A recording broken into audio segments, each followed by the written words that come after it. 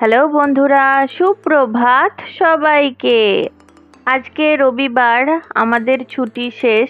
আজকে আমরা কলকাতা থেকে মুম্বাই ফিরবো। এই যে আমাদের লাগেজপত্র সবকিছু রেডি হয়ে গেছে। আসার সময় এই দুটো বড় লাগেজ, দুজনের পিঠে দুটো ল্যাপটপের ব্যাগ আর ক্যামেরার ব্যাগটা ছিল। আর এখন মুম্বাই ফেরার সময় আরো 3টে ব্যাগ যুক্ত হয়েছে। আমরা দুজনে রেডি, মাম্মাম পাপার জন্যে অপেক্ষা করছি। মাম্মাম পাপা যাবে আমাদের এয়ারপোর্টে নামাতে। এই যে আমরা উঠে পড়েছি গাড়িতে। আমরা রওনা দিয়েছি নেতাজি সুভাষচন্দ্র বোস ইন্টারন্যাশনাল এয়ারপোর্টের পথে। এরপর আবার আমরা কলকাতায় আসবো দুর্গাপুজোর সময়।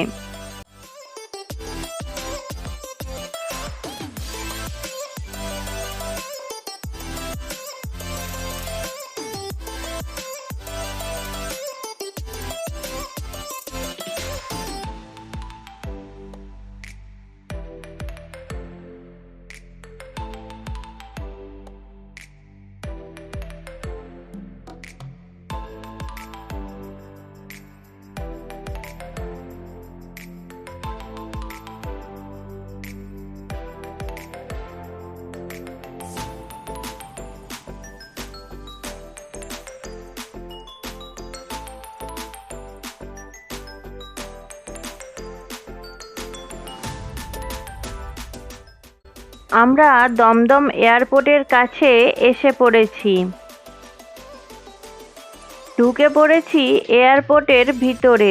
আমাদের নামিয়ে দিয়ে টাটা করে মাম্মাম পাপা আবার বাড়ির পথে রওনা দিয়েছে। আমরা গিয়ে এবার তাড়াতাড়ি চেকিংটা সেরে ফেলি। আমাদের চেকিং হয়ে গেছে। আমরা এখন 102 নাম্বার গেটের সামনে এসে বসে আছি। এই চেকিংটা যতক্ষণ না হয় আমার একটা অ্যাংজাইটি হতে থাকে। আসলে ক্যামেরা, ল্যাপটপ সব ব্যাগ থেকে বের করো, আবার চেকিং এর পর ব্যাগে ঢোকাও। এই টাইমটাতে আমি ভীষণ চিন্তায় থাকি। চেকিং এর পর ব্যাগে ঢোকানোর সময়ও বারবার চেক করি যে সবকিছু নিলাম তো, সবকিছু ব্যাগে ঢোকালাম তো, কিছু ফেলে গেলাম না তো। উফ, বাপরে বাপ। যাই হোক, একবার সবকিছু চেক করে ব্যাগে ঢোকানোর পর তবে গিয়ে একটু নিশ্চিন্ত হই। বাড়ি থেকে বেরোনোর সময় চা বিস্কুট খেয়ে বেরিয়েছি। এখন এত কিছু করে বেশ খিদে লেগেছে। অভিষেক বার্গার নিয়ে এসেছে। বার্গার খেলে এখন পেট অনেকক্ষণ ভর্তি থাকবে বলেই মনে হচ্ছে। বার্গার খাওয়া শেষ করে আমরা বাসে চেপে এসে পড়েছি প্লেনের কাছে। উঠে পড়েছি প্লেনে এবং বসে পড়েছি নিজেদের সিটে। এবার অপেক্ষা, বিমান কখন মাটি ছেড়ে আকাশে উঠবে। বিমান মাটি ছেড়ে আকাশে ওড়ার প্রস্তুতি নেওয়া শুরু করেছে।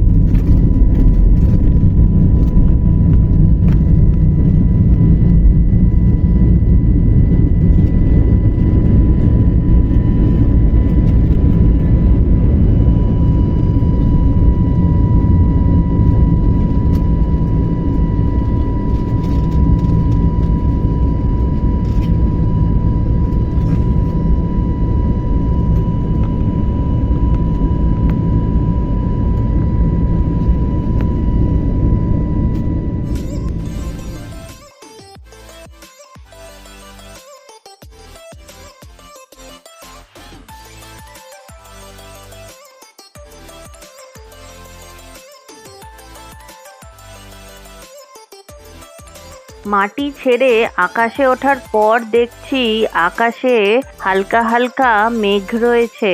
যদিও এটা বর্ষাকাল নয়, এটা হলো বিকালের দিকে কালবৈশাখী হওয়ার সময়। যদিও এই কালবৈশাখী ব্যাপারটা আমাদের এই দিকেই রয়েছে, পশ্চিম ঘাটসের দিকে এই ব্যাপারটা নেই।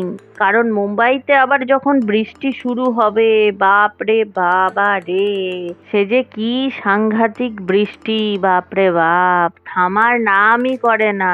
শুধু কখনো কখনো স্পিডটা বাড়ে আর কখনো কখনো স্পিডটা কমে, বাস। মেঘের দলের উচ্চতা থেকে আরো ওপরের উচ্চতায় এসে নীল আকাশের দেখা পেলাম।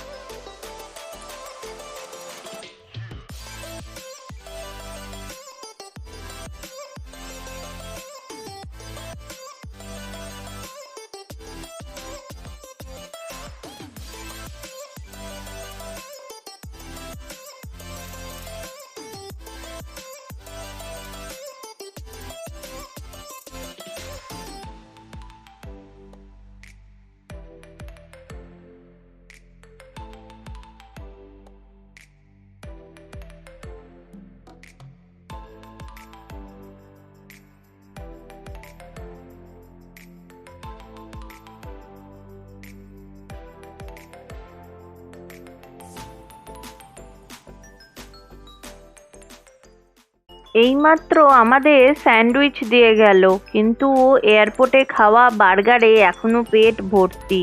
স্যান্ডউইচটাকে ব্যাগে ঢুকিয়ে নিয়ে চলে যাই, বাড়িতে গিয়ে পরে গরম করে খাবো। তবে কফিটা এখনই খেয়ে নিই, এটা তো আর নিয়ে যাওয়া যাবে না, বড্ড বেশি গরম আছে, একটু ঠান্ডা হোক।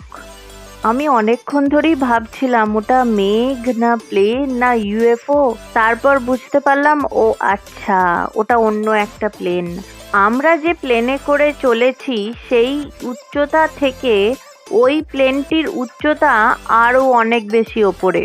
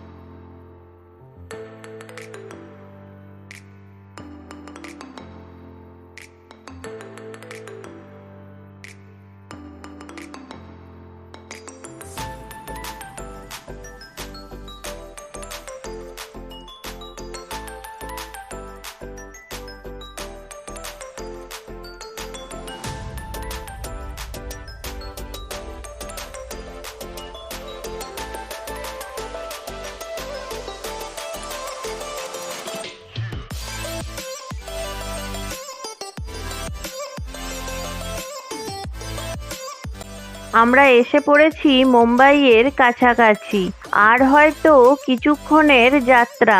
মেঘের উপরের উচ্চতা থেকে প্লেন ধীরে ধীরে নিচে নেমে যাচ্ছে।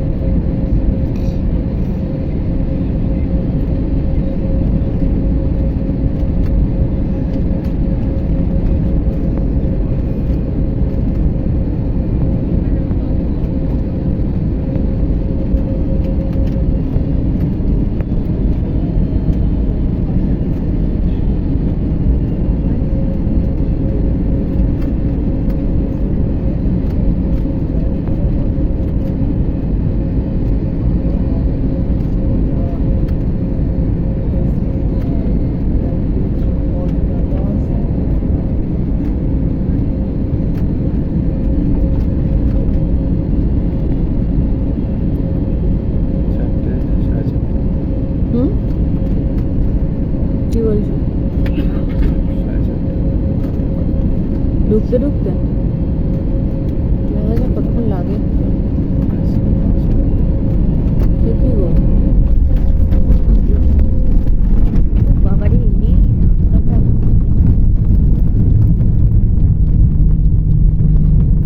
প্রায় 2.5 ঘন্টা মতো সময় আকাশপথে যাত্রা করে বিমান মাটি ছুঁয়েছে।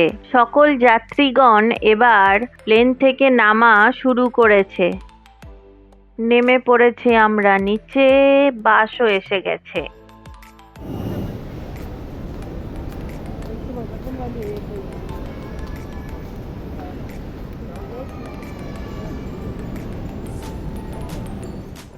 বেশ অনেকক্ষণ ধরে দাঁড়িয়ে থাকার পর আমরা মাত্র 2টি ব্যাগ পেয়েছি।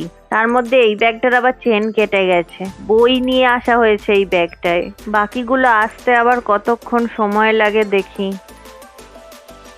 এই যো আরো কিছুক্ষণ সময় পরে আমাদের লাল এবং নীল 2টি লাগেজ এসেছে, কিন্তু এখনো একটা লাগেজ আসা বাকি। বেশিরভাগ মানুষই নিজেদের লাগেজ পেয়ে গেছেন এবং নিজেদের গন্তব্যে রওনা দিয়েছেন।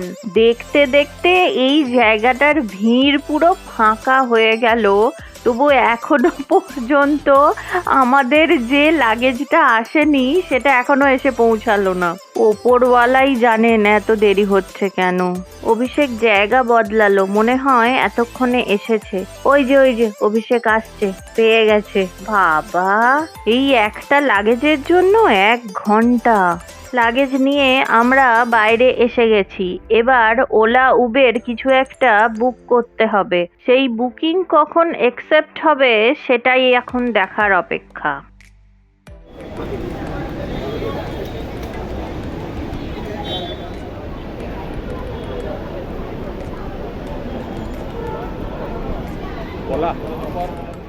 দুজন ক্যান্সেল করার পর ইনি যেতে রাজি হয়েছেন। আমরা উঠে গেছি গাড়িতে। এবার বাড়ি গিয়ে একটা লম্বা টানা ঘুম দেব দুজনে। সকালে উঠে কোথাও যাওয়ার থাকলে রাতে দেখবেন একদম ভালো মতো ঘুম হয় না। মানে অনেকেরই হয় হয়তো, কিন্তু আমার একদমই হয় না। বেশ অনেকবার ঘুম ভেঙেছে, আর যতবারই ঘুম ভেঙেছে উঠে বারবার ঘড়ি দেখেছি।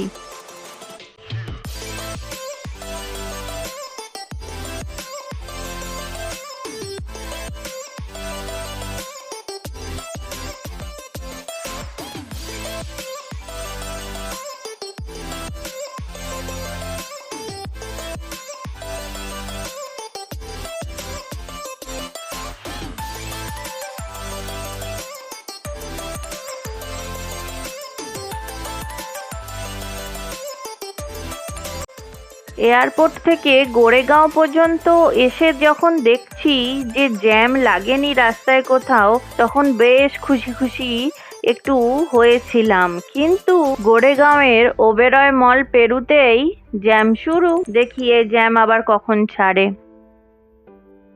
যাই হোক, বেশিক্ষণ সময় নেয়নি, খুব তাড়াতাড়ি জ্যাম পাতলা হয়ে গেছে।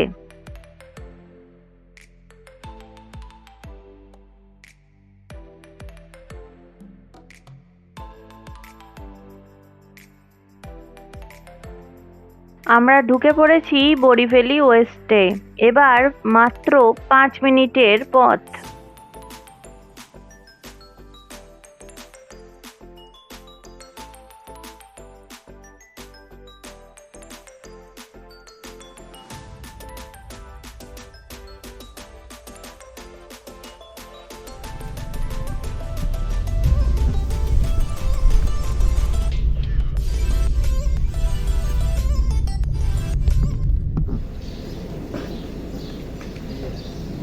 नहीं है पावर।